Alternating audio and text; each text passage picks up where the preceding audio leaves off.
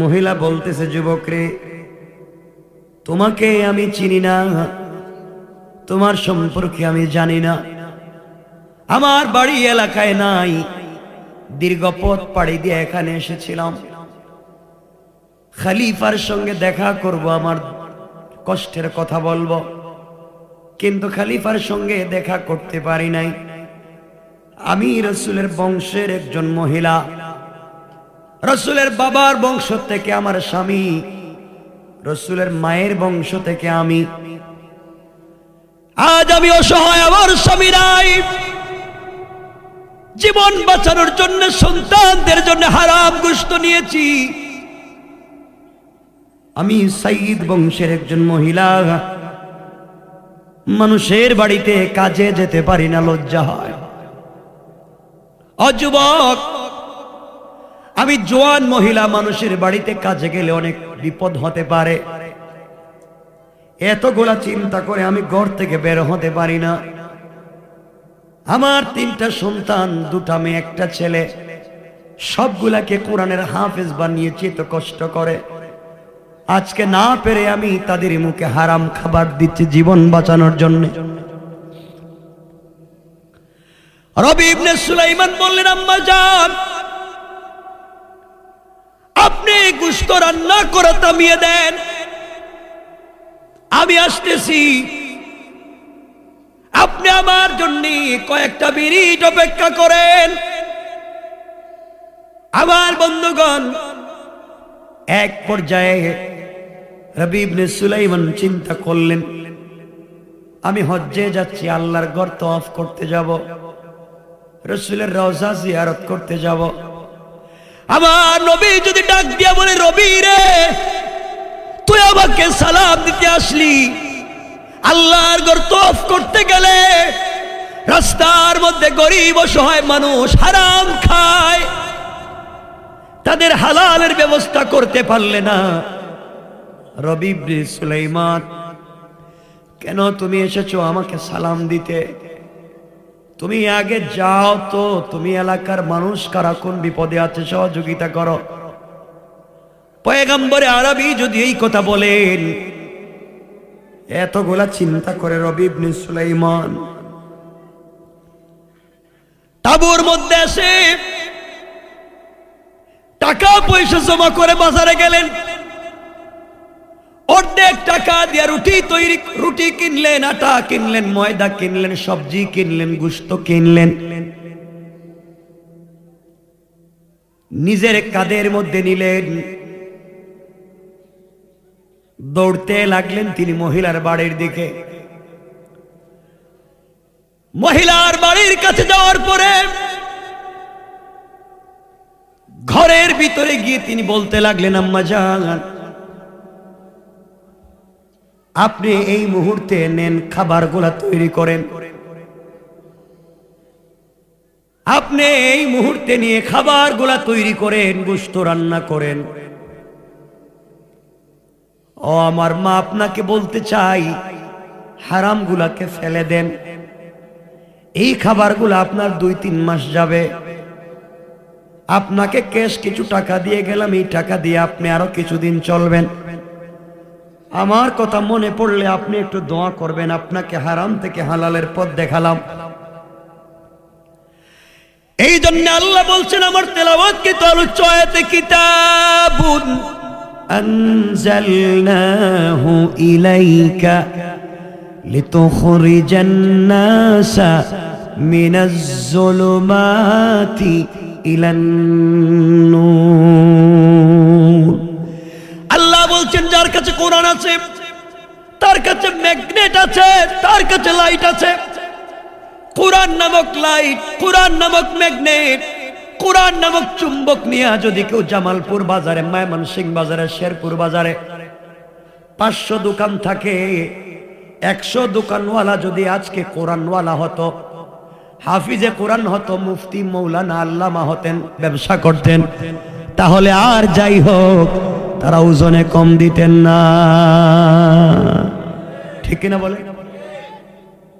আপনাদের কষ্ট হচ্ছে নাকি? তা কারণ আমার কথাগুলো শুনলে আপনাদের খারাপ লাগতে পারে। আমিও লম্বা করব না, কারণ আমার মনে হচ্ছে আপনাদের খারাপ লাগতেছে। সবার না লাগলে 2-4 জনের লাগতে পারে।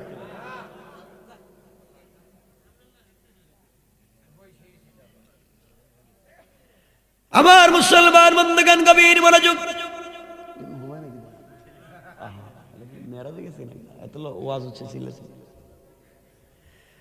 আমার মুসলমান বন্ধুগণ, গভীর মনোযোগ।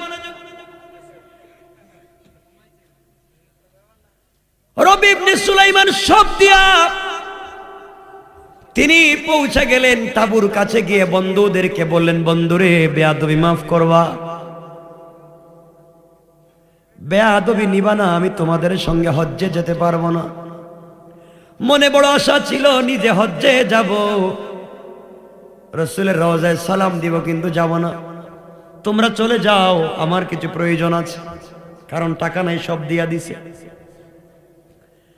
গরিবকে দান করে দিয়া রবি ইবনে সুলাইমান বন্ধুদেরকে বললেন, বন্ধুরে তোমরা হজ্জে যাও, আমি হজ্জে গেলাম না,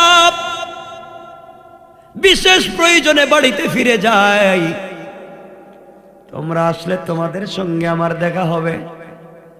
বন্ধুরা ডেকে বলছেন, রবি রে,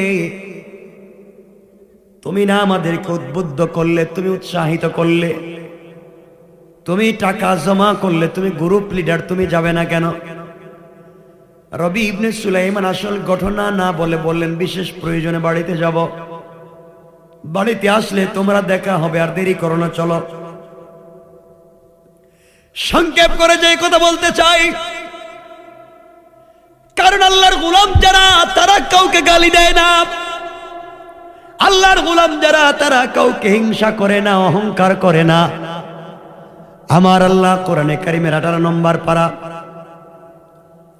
সূরা আল ফুরকানের 63 নম্বর আয়াত থেকে আমার আল্লাহ বলেছেন, আমার আল্লাহ বললেন, ওয়া ইবাদুর রাহমানিল্লাযীনা ইয়ামশুনা আলাল আরদি হাওনা। আল্লাহ রাব্বুল ইজ্জত ওয়াল জালাল বললেন, আমি আল্লাহর গোলাম যারা হবে, তারা কোনো কাজে অহংকার করবে না। আমি আল্লাহর গোলাম পরিচয় দিলে অহংকার দেখাবে না। আমি আল্লাহর গোলামকে কেউ গালি দিলে, সমালোচনা করলে, গীবত শিকায়েত করলে জবাব দিবে না। পরের শব্দে আমার আল্লাহ বললেন, ওয়া ইযা খাতাবাহুমুল জাহিলুনা ক্বালু সালামা।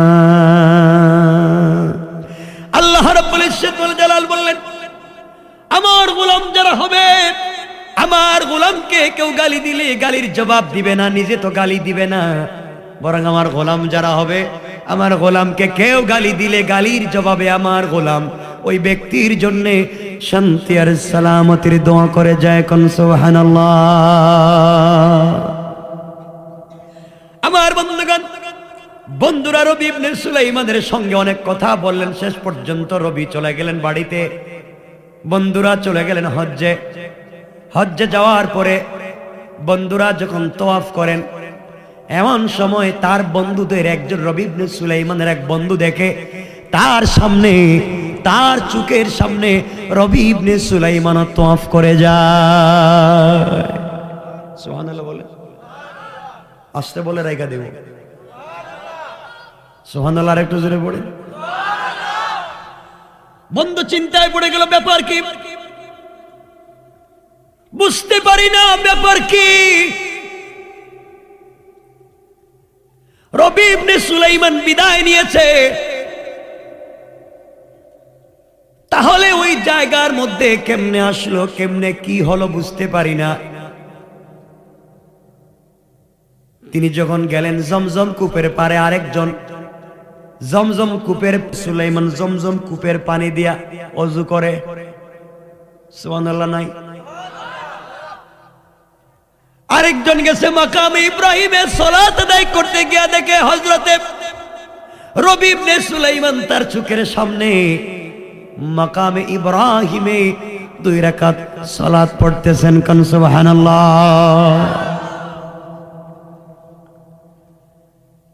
হজ্জের কাজ শেষ করে সবাই যখন এক জায়গায় বসলেন, একজন বলতেছে, বাইরে রবি আমাদের সঙ্গে কেমনে চিট করলো।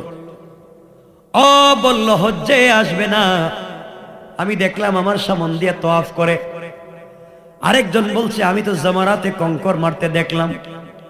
আরেকজন বলছে, আমি তো তায়েফে দেখলাম। আরেকজন বলে, আমি তো মিনায় দেখলাম।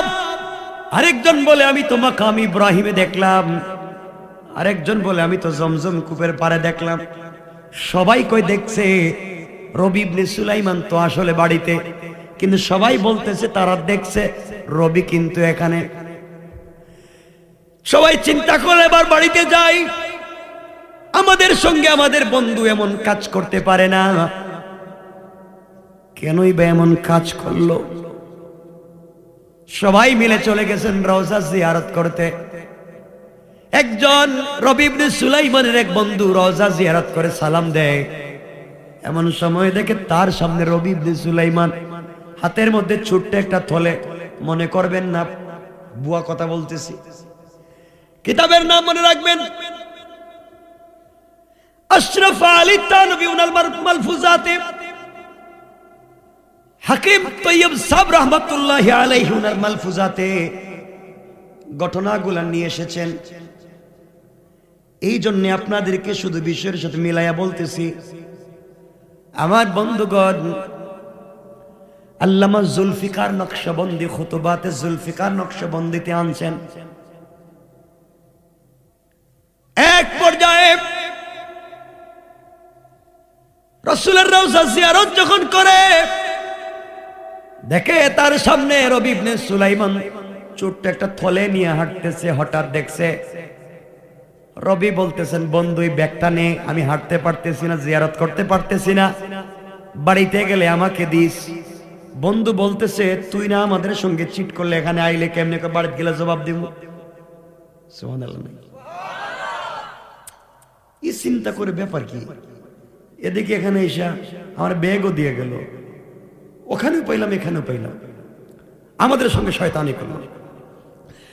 আমার বন্ধুগণ, হজ্জের কাজ শেষ করলেন, জিয়ারত শেষ করলেন, সবাই মিলে যখন বসলেন, বন্ধু বলতেছে, শোনো এই যে আমার হাতে ব্যাগ, রবি ইবনে সুলাইমান আমার হাতে নিজে দিছে, বলছে যদি হজ্জে না দেখা হয় বাড়িতে নিয়ে তাকে দেওয়ার জন্য।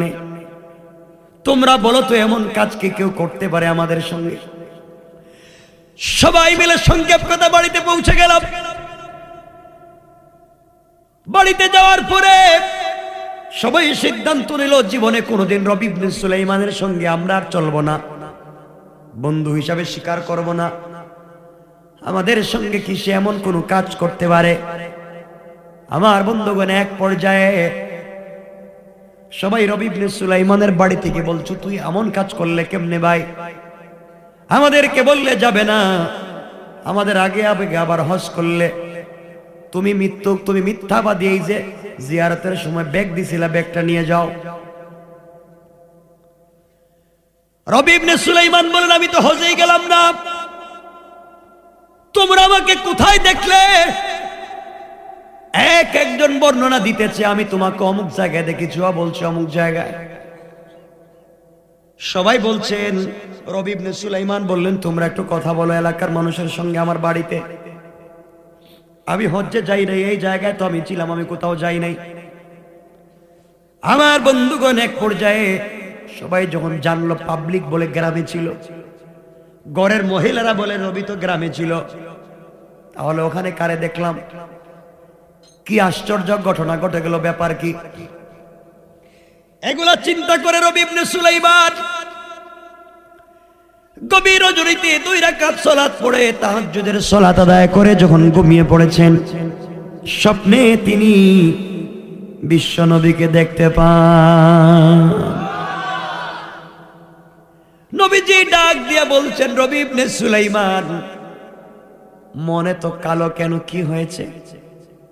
ইয়া রাসূলুল্লাহ, আপনাকে আমি স্বপ্নে দেখেছি, এর চাইতে বড় জিনিস আর নাই।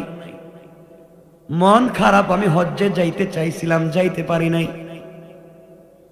তো আমার বন্ধুরা বলতেছে তারা নাকি হজ্জে আমারে দেখছে। আমি তো হজ্জে যাই নাই, আমার হাতে একটা থলিও ধরাইয়া দিছে। পয়গম্বর আরবি ডাক দিয়া বলেন, রবি ইবনে সুলাইমান, এই মুহূর্তে আমি তোমার কপালে চুম্বন করতে চাই, তুমি হজ্জে যাও নাই। ওটাও যেমন সত্য, তারা তোমাকে দেখেছে তাও তেমন সত্য। রবি ইবনে সুলাইমান, হজ্জে যাওয়ার পথে তুমি একজন অসহায় বিধবা মহিলার হাত থেকে হারাম ফেলে দিয়া হালাল দরিয়ে দিয়েছ। আল্লাহর ঘর জিয়ারত করা, তওয়াফ করা আমার জিয়ারত করার চাইতে বড় মনে করেছ। গরিবকে সহযোগিতা করাকে বড় মনে করেছ। হারামের বিপরীতে হালাল পৌঁছে দেওয়াকে বড় মনে করেছ। আল্লাহ তোমার এই কাজের উপরে খুশি হয়ে গিয়েছে।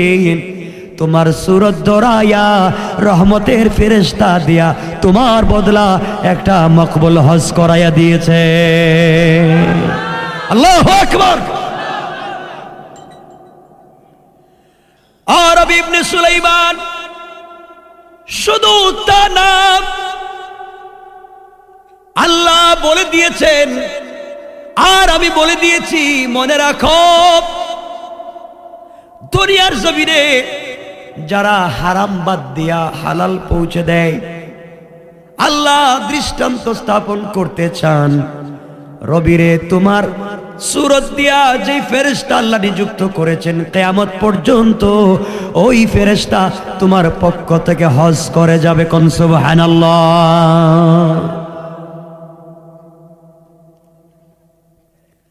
আরবি, এখন শুনো, তোমার বন্ধুরা যখন আমার সালাম দিতে আসলো রোজায়, তোমার উপরে আমি এত খুশি হয়েছি। আমার বংশের এক মেয়েকে তুমি সহযোগিতা করেছ, কোরআনের হাফেজদের মুখ থেকে হারাম বের করে হালাল দিয়েছ, আমার বংশের এক বিধবা মহিলাকে আশ্রয় দিয়েছ, খাবারের ব্যবস্থা করেছ। রবি, আমি বিশ্ব নবী তোমার উপরে খুশি হয়ে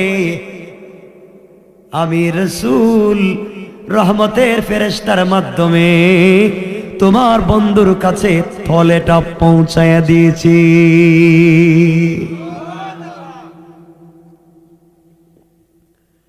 আরবি, কিন্তু এত কিছুর পরেও মনে রাখো আল্লাহ তোমার উপরে খুশি, কাজগুলা চালায়া যাও। খোঁজ নেও কে হারাম খায়, ফালাইয়া দিয়ে হালাল ধরাইয়া দাও। কিন্তু রবি, যত মানুষ হজে আসছে, যতগুলা মানুষ হজ্জে আসছে, কারো হজ কবুল হয় নাই। রবি ইবনে সুলাইমানের ঘুম ভেঙে গেল। ব্যাপার কি? বিশ্ব নবীকে স্বপ্নে দেখেছি, সব ঠিক আছে, হজ কবুল হলো না। ব্যাপার কি? কাঁদতে শুরু করলেন, চোখের পানি ছেড়ে কাঁদলেন, আবার সালাত পড়ে ঘুমিয়ে পড়লেন। আল্লামা জুলফিকার নকশবন্দি লিখেন, রবি ইবনে সুলাইমান স্বপ্নে দেখেন তার মাথার কাছে একজন ফেরেশতা, পায়ের কাছে আরেকজন ফেরেশতা দাঁড়িয়ে একজন আরেকজনকে বলছে, কিরে এই লোকটারে চিনসনি? একজন বলতেছে তারে চিনি, তার নাম রবি ইবনে সুলাইমান। কি হয়েছে? এইবার অনেক লোক হজে আসছে, 2-3-4 লাখ লোক হজ করেছে, আল্লাহ কারো হজকে কবুল করে নাই। তাহলে এই লোকটা কি? এই লোকটা কি? কারো হজ তো আল্লাহ কবুল করে নাই, কিন্তু আল্লাহ এই লোকটার সুরত ধরাইয়া, লোকটা হারাম ফেলে দিয়া হালাল ধরাইয়া দিয়েছে। এই জন্য হারাম ধরিয়ে দিয়ে হালাল ধরিয়ে দিয়েছে। এই জন্য আল্লাহ রাব্বুল ইজ্জত ওয়াল জালাল তার চেহারায় একজন রহমতের ফেরেশতা দিয়া হজ করাইছেন। আর আল্লাহ তার হজকে শুধু কবুল করেছেন, আর তার কবুলের কারণে তার মাধ্যমে তার ওসিলায় গোটা হজকারীর হজকে কবুল করে নিয়েছেন। কোন সুবহানাল্লাহ। আবার মুসলমান বন্ধুগণ, বিষয় অনেক লম্বা ঘটনা, এজন্য আপনাদেরকে বুঝাতে চাই, হারাম পথে চলা যাবে না, হালাল পথে চলবো, হালাল খাবো, হালাল কাজ করব, হারাম খাবো না, হারাম পথে চলবো। বলেন না? আরেকজনের জমি দখল, এক হাত, আরেকজনের জমি থেকে ঘাস কাইটা নিয়ে ধান খাইটা গরুরে খাওয়াইবেন না? খাওয়াইয়েন, এটা হালাল। আরেকজনের জমির লাউ নিয়ে কাইটা কাউরে খাওয়াইবেন? এগুলো করেনি? হ্যাঁ, ওলিয়া ওলিয়া দেখতেছি এগুলা করে। কি দিছ? মহিলাদের পর্দার বিষয়ে কথা বলো। বাবা, এতক্ষণ তো কইলামই, রাত্র হয়ে যাচ্ছে একটা। আমি বুঝি তো, চলো। আমি দেখো কত মানুষের ভিতরে আগুন জ্বলতেছে, চলো কইতেছে। শোনো কি বলতে চাই, বুঝো। বসে আছেন, বসে আছেন, ভালো লাগতেছে, উঠলে আমি রেখে দেব। আপনারা উঠবেন, নগদ রেখে দেব না, আর সালানি না। বলতে চাই, হারাম কাজ করা যাবে, হালাল করবেন তো ইনশাল্লাহ? বলেন, বলেন, আওয়াজ করে বলেন ইনশাল্লাহ। নামাজ পড়বো তো না চুরি করব?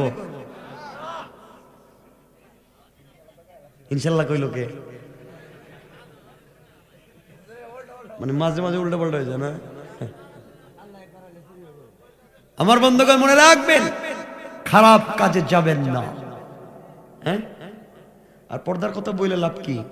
পর্দা তো শুধু মহিলাদের পর্দার ওয়াজ করেন, আর আপনাদের পর্দার ওয়াজ কে করতো? আপনাদের পর্দা নাই। আপনারা যে বউরে জীবনে ভালো লাগে না, আপনাদের চৌকে জীবনে বউরে ভালোবাসে না, শুধু তাদের চৌকে ভাবিরে ভালো, ঠিক কিনা? এটা ঠিক করে, এটা তো খারাপ কাজ। এটা ঠিক হইল কেমনি? বাজে কাজ রে, ঠিক। বাজে কাজ করা যাবে না। অবশ্যই পর্দায় রাখতে হলে মা বোনদেরকে, আপনি যিনি স্বামী, আপনার উপরে ফরজ, নামাজ রোজার মতো ফরজ, আপনার স্ত্রীকে পর্দায় রাখবার মতো পরিবেশে রাখা। যে জায়গায় থাকলে পর্দা ঠিক থাকে, আপনার স্ত্রীকে এখানে পর্দায় রাখবেন। তো আমি ভাঙ্গাচুরা কয়েকটা কথা বলবো, যেহেতু বলছেন। আমি উঠবেন না তো ইনশাআল্লাহ? এখন আপনাদের উপরে বিপদ যেতে পারে, কেন আপনাদের কোন জিনিস আমি চিনি তো। আপনারা যে জিনিস বিয়া করছেন, কারা কারা, একটা হাত উঠান তো দেখি। হ্যাঁ, উঠান, লজ্জা নাই, উঠান উঠান উঠান। মুরব্বীরা হাত উঠাইতেছে না মানে কি? বিয়া করে নাই নাকি? আবার করব? ওরে আল্লাহ, বিয়া যে করছিলেন বাবা, বউর মোহরের টাকা দিছেন নি? মোহর দিছেন? পর্দার ওয়াজে চলে এলেন, আগে মোহর দিছেন কিনা এটা কোয়া লাগবে, এরপর অন্য ওয়াজ। মোহর দিছেন? কি মোহর দেন আগে? আরে নামাজ রোজার মতো তো ফরজ, মোহর দেন না কেন? বাহি বাহি দিছেন, হালকাতা, হালকাতা দিব। বউ কি হালকাতা দিয়ে টাকা উঠাইব? টাকা দেন না কেন? বহুত নেতা আছে এলাকায়, ভুং বাং এদের আওয়াজ এলাকা থাকা যায় না, বউর টাকা এখনো দেন। কথা বলেন না কেন? বউর টাকাটা দিয়ে দিন, এটা নামাজ রোজার মতো ফরজ। কিন্তু জামালপুরের মহিলারা হয়তো ভালো ভদ্র, আমি জানি না, এরা হয়তো মোহরের টাকা মাফ করে দেয়, ঠিক কিটা? মাফ করে না? এটা দেখি তো, এমন এমন বরকতি হাত কার কার মাফ পাইছে? মাশাআল্লাহ, অনেকগুলো হাত উঠাইছে। আপনাদের এই মুহূর্তে কচু গাছের সাথে ফাঁস লাগিয়া মরে যাওয়া দরকার, আর বাঁচার কোনো দরকার নেই, যে বউ মাফ করে দিচ্ছে। জীবনে বউ, শুনেন, আরে শুনেন, বউ এমন এক জিনিসের নাম, জীবনে মাফ করে দিবে না। জীবন নেও না বললাম, জীবন নেও না, মাফ দিবে না। ও যে বলছে মুখ দিয়ে মাফ দিছে, কালকে আপনি তালাক দিয়ে দেখেন, লাভে আসলে আদায় করে থাকবে, প্রয়োজনে যৌতুকের মামলা দিয়ে টাকা আদায় করবে। কথা বলেন ঠিক কিনা? হ বাবার, দেখছেন মুরব্বীর কি ভালোবাসা দেখছেন? বাবা টাকাটা দিয়ে দিয়েন, আর না দিলে ওটা আদায় করলে মাফ করলে স্টাম্প লিখে নিন, স্টাম্প রেজিস্ট্রি করে, ঝামেলা আছে। কিয়ামতের দিন দেখাই তুই তো, কিয়ামতের দিন আপনি বলবেন ও সাহিবাতিহি ওয়া বানি, আল্লাহ আমার বউরে বাঁধো, আমার বাচ্চারে বাঁধো, ও আখিহি আমার ভাইরে বাঁধো, ও সাহিবাতিহি ওয়া আখি।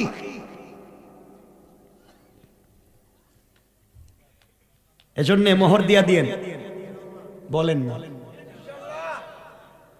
যদি একসাথে দিতে না পারেন শুনেন না, আরে ভাই শুনো, 500-500 করে দিয়ে দিও, 100-100 করে দিয়ে দিও।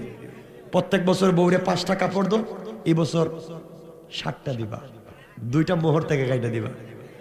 হ্যাঁ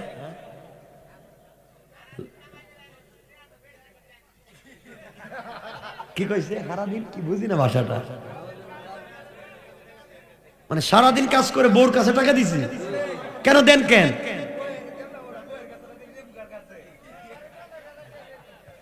শোনেন, এত বলতে চাই কি, শোনো, অনেক যুবক আছে এখানে বিয়ের আগে মা বাপকে তো ভালোই চিন্তা, বিয়ের পরে তখন বাপরে কবুরিয়া, ঠিক কিনা? বউ যা কয় তা শুনে, শ্বশুর শাশুড়ি খায়, শ্বশুর রেগে খাব্বা আসসালামু আলাইকুম, শাশুড়ি রেগে খাম্মা আপনি আঙ্গুর খাইবেন না আপেল খাইবেন, আর মারে 1 টাকার ঔষধ কিনে দেয় না, শাশুড়ির আঙ্গুর আপেল খাওয়ায়, আমি কই 1 বোতল বিষ খায় তুই মইরা জানিস।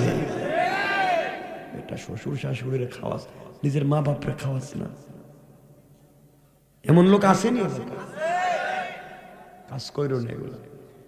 এজন্য মোহরে টাকা দিও ইনশাআল্লাহ। একটা বললাম। 2 নাম্বার শুনেন, ঘরে যদি শান্তি চান আজকে বাসায় গিয়েই বউরে সালাম দিবেন। সালাম তো আপনারা দেন না বউরে, কিছু কয় না কেন? বুঝলাম না, রাইকা দিব নাকি? তা বউরে সালাম দেন, কেন দেন না?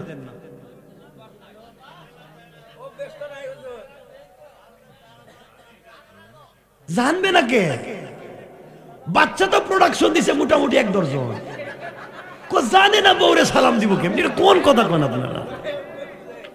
ইসলামের প্রথমই তো হচ্ছে আফসুস সালাম, সালাম পৌঁছে দাও। শামাইলে তিরমিজিতে আমাদের কলিজার টুকরা মা আয়েশা সিদ্দিকা বলছেন, ওয়াল্লাহি আল্লাহর কসম আমি আমার স্বামী বিশ্বনবীকে সালাম দেওয়ার বহু চেষ্টা করেছি, কিন্তু নবীজির আগে নবীজিকে সালাম দিতে পারি নাই। সুবহানাল্লাহ বলেন।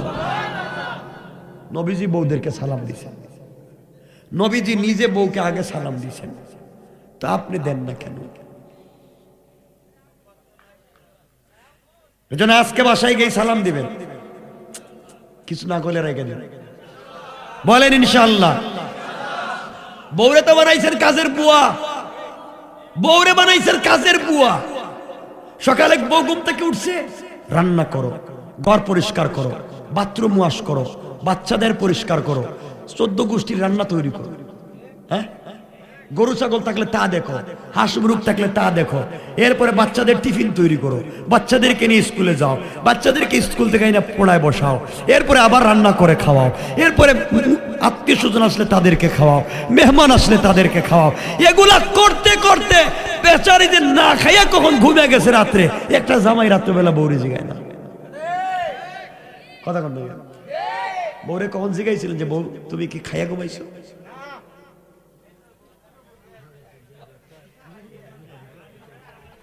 কি কয়? কেন এগুলা করেন কেন বলেন? বউর সাথে দুশ্মনী কেন আপনাদের?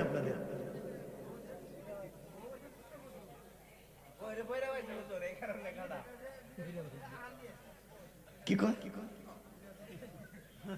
বুঝি না, কি কোন আপনাদের ভাষাটা বুঝতেছি না আমি। জামালপুরের ভাষা তো বোঝার কথা।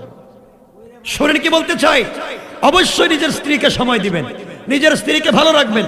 শুধু স্ত্রী পর্দায় থাকলে হবে না, শুধু স্ত্রী পর্দায় থাকলে হবে না, অবশ্যই স্ত্রীকে পর্দায় রাখতে গেলে আপনাকেও ভালো মানুষ হতে হবে। আপনারা তো এখন দেখবেন বউ বিয়ে করার সময় স্ত্রী চায় এমন একটা স্ত্রী আমার দরকার, স্ত্রী হবে একমাত্র রাবিয়া বসবে, ভদ্র মানুষ। আর হে শয়তানের দাদা, জীবনে এমন কোন শয়তানি নাই যা করে নাই, আর স্ত্রী খুঁজতেছে একবারে রাবিয়া বসে। আল্লাহ কো শয়তান, করলেটা কি? এজন্য আল্লাহকে আসতে পরিবারকে শান্তির পরিবার বানাতে হলে নিজের থেকে তৈরি করতে হবে। স্ত্রীকে পর্দা শিখাতে হবে, নিজের মেয়েকে পর্দা শিখাতে হবে, নিজের মাকে পর্দা শিখাতে হবে, নিজের বোনকে পর্দা শিখাতে হবে। পর্দার নাম বুরকা নয়, আবারও বলছি, পর্দা মানে বুরকা নয়। বর্তমান সমাজের বুরকা এটা ফ্যাশন। পর্দা মানে হচ্ছে মাথা থেকে পা পর্যন্ত যে পোশাক ছেড়ে দিলে শরীরের কোনো অঙ্গ প্রত্যঙ্গ দেখা যায় না, তার নাম পর্দা, তার নাম পর্দা। আর যে পোশাক পরবার পরেও বেশি স্মার্ট মনে হয়, রাস্তা দিয়ে বের হলে যুবকেরা তাকায় থাকে, এই সমস্ত পোশাক পর্দা নয়, বরং এটা পরিহার করা হারাম। এটা পরিহার করা হারাম। মেয়েদেরকে ব্রু প্লাক করা হারাম, ব্রু প্লাক হারাম, বলেন না। আলগা চুল, অনেক মেয়েদের চুল কম মাথায় আর আলগা চুল লাগায়, হারাম। ব্রু প্লাক হারাম, আলগা চুল হারাম। মেয়েরা কি করতে পারবে? মুখে লিপস্টিক লাগাতে পারবে, পারবে না? কেন হারাম কয়? ইসলামের কোন জায়গায় আছে? বলতেছি একটা একটা করে। আপনার জন্য মুখে লিপস্টিক লাগানো হারাম, আর মহিলারা হচ্ছে জিনা, হুন্না লিবাসুল লাহুন্না, এটা তোমার পোশাক, তোমার আনন্দের জিনিস, তুমি কেমনে সাজাবা তুমি জানো। এজন্য স্ত্রীরা যদি মুখে লিপস্টিক লাগায় হারাম না, হালাল। রাসূল পাকের একটা হাদিসে আসছে তাবরানীর, যে মেয়েদের হাতের নখ পায়ের নখ খালি থাকুক নবীজি পছন্দ করেন না, অর্থাৎ এদের নখগুলাতে কালারিং থাকুক, মেহেদি লাগান। মেয়েদের পায়ে মেহেদি লাগানো নাজায়েজ, নাজায়েজ না, তো সৌন্দর্য। মেয়েরা পায়ে মেহেদি দিবে, মেয়েরা হাতে মেহেদি দিবে, আপত্তি আছে? কিছু বলেন না কেন? কারো কাছে কোন মাসালা জানা থাকলে বলেন। কেন পুরুষ না মহিলাদের ওয়াজ করতেছি? মহিলাদের, পুরুষদের ওয়াজ করতেছি। আবার দেখেন, মহিলারা চুলে কালার করতে পারবে, চুলে কালার, লাল, নীল, সবুজ, হলুদ, যত কালার দুনিয়া আছে সব কালার করতে পারবে, শুধু কালো ছাড়া। শুধু কালো, কালো কালার করা যাবে, বলেন হারাম। খিজাব দেওয়া, অনেক মুরব্বীরা খেজাব দেয়, দাড়িতে দেয়, চুলে দেয়, হারাম। কালো করা যাবে না, আপনি অন্য যে কোনো কালার করেন। এরা তো টিকটক করার জন্য বলছেন, হারাম। মেয়েদের চুলে কালারিং করা জায়েজ, তবে রাস্তায় বের হওয়ার জন্য নয়, শুধু স্বামীকে দেখানোর জন্য। মেয়েদেরা যদি হিল জুতা পরে স্মার্টনেস হওয়ার জন্য যে কোনো কাপড় ইউজ করে, যে কোনো ড্রেস আপ করতে পারবে, জায়েজ, রাস্তায় নয়, স্বামীর সামনে। কথা বুঝতে পেরেছেন? স্বামীর সামনে। এতটুকু বললাম, আর কিছু বলবো না, রাত্র 1টার উপরে হয়ে গেছে। আপনাদের প্রশ্ন থাকলে আমাকে বলতে পারেন, কথা এখানে রেখে দেবো।